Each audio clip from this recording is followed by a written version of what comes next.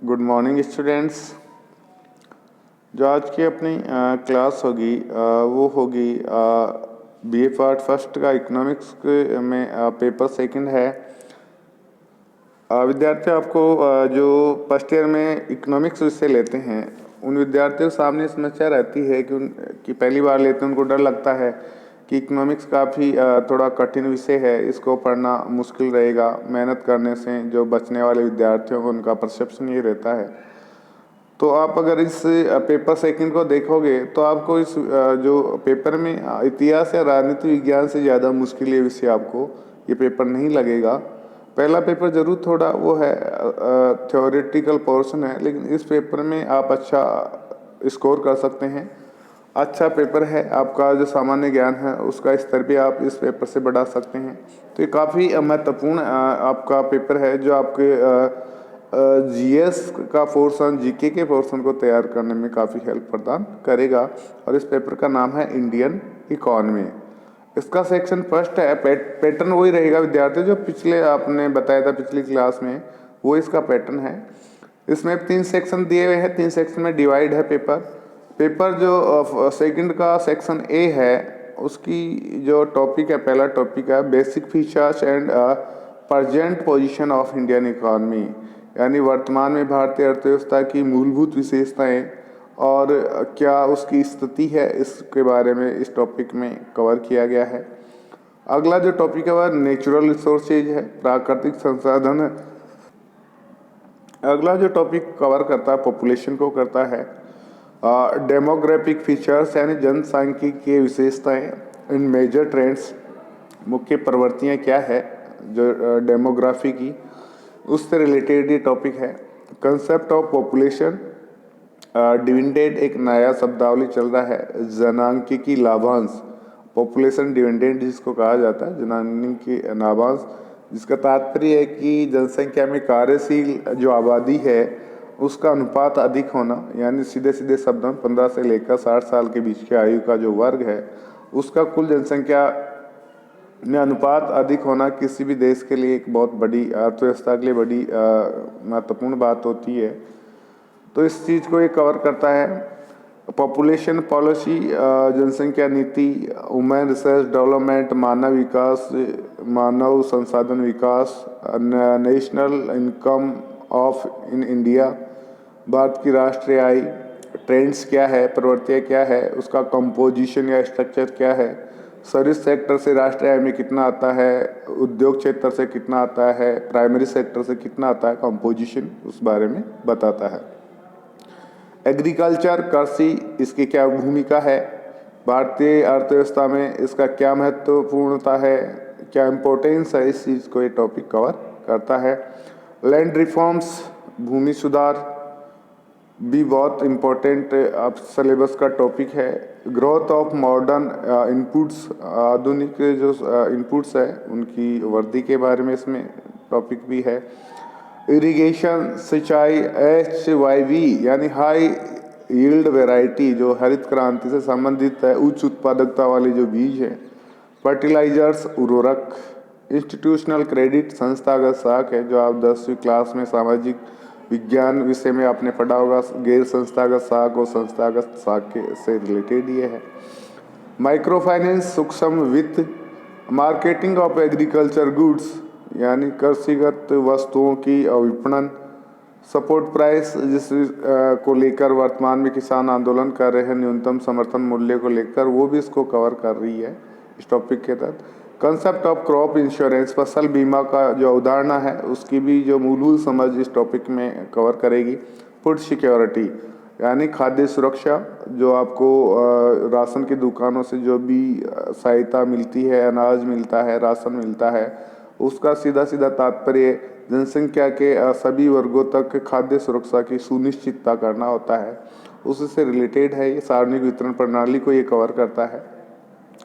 Section B है, इसमें industry के बारे में, उद्योग के बारे में बताया गया, उसकी जो भूमिका है भारतीय अर्थव्यवस्था में, उसकी जो रणनीति है और उसकी जो चुनौतियां हैं, चैलेंजेज है, उसके बारे में इसमें बताया गया है। ग्रोथ ऑफ MSMEज यानी जो है medium, small and mini enterprises यानी लघु, सूक्ष्म और अति सूक्ष्म जो उद्योग है, एंटरप्राइजेज है, उनकी वृद्धि को ये टॉपिक कवर कर रहा है। Public and private sector industries, सार्वजनिक और निजी क्षेत्र की जो उद्योग है। इंडस्ट्रियल फाइनेंस, औद्योगिक वित्त है। इंडस्ट्रियल पॉलिसी ऑफ 1991, ये बहुत महत्वपूर्ण टॉपिक है कि 1991 की भारतीय उद्योग नीति के बारे में आपकी जो समझ है उसको बहुत ये विकसित करता है।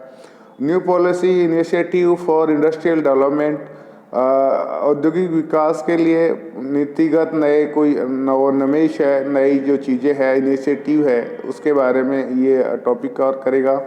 न्यू इकोनॉमिक पॉलिसी, नई आर्थिक नीति। एंड डिसइन्वेस्टमेंट या विनिवेश, कोई चीज़, विनिवेश भी एक काफ़ी पॉपुलर वर्ड या एक अवधारणा चल रही है भारतीय अर्थव्यवस्था में। फॉरेन डायरेक्ट इन्वेस्टमेंट, प्रत्यक्ष विदेशी निवेश। सर्विस सेक्टर इन इंडिया, भारतीय अर्थव्यवस्था में जो सेवा क्षेत्र है उसका किस प्रकार से विकास हुआ है, विकास की जो उसकी जो तरीका रहा है उसके बारे में इस चैप्टर में है। एजुकेशन एंड हेल्थ, और उसके साथ में आईटी, इंफॉर्मेशन टेक्नोलॉजी, शिक्षा, स्वास्थ्य में जो हमारा भारतीय अर्थव्यवस्था में किस प्रकार का प्रदर्शन रहा है आज़ादी से बाद में, और 1900 विशेष तौर पर 1991 के बाद में उसको ये कवर करता है।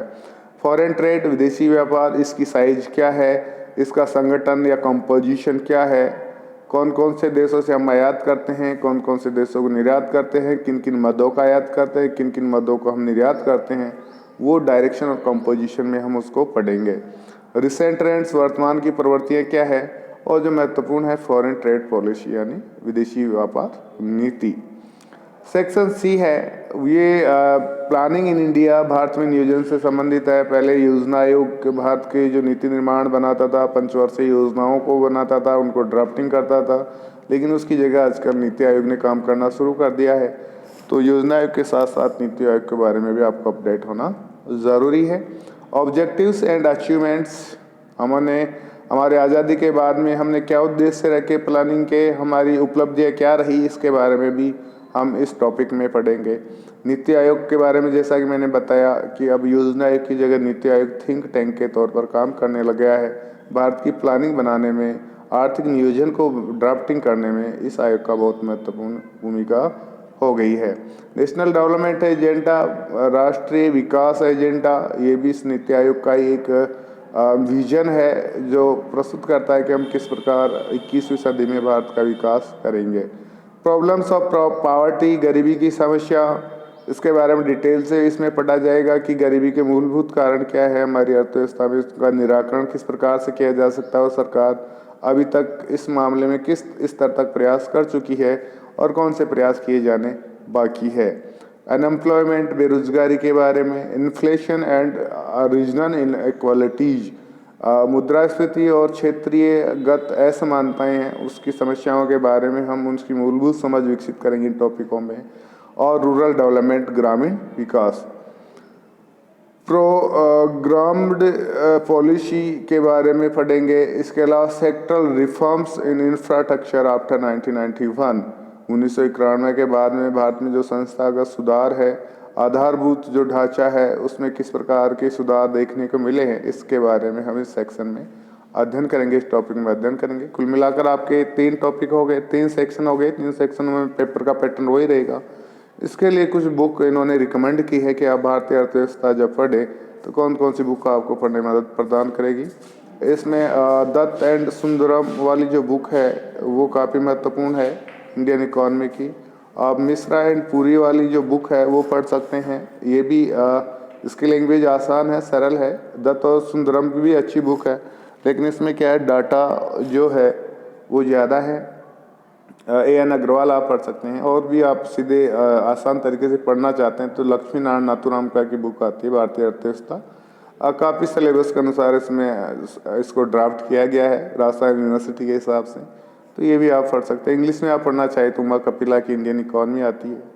Government of India economic survey, ये बहुत महत्वपूर्ण है इकोनॉमिक्स के विद्यार्थियों के लिए कि आर्थिक सर्वे को पढ़ना।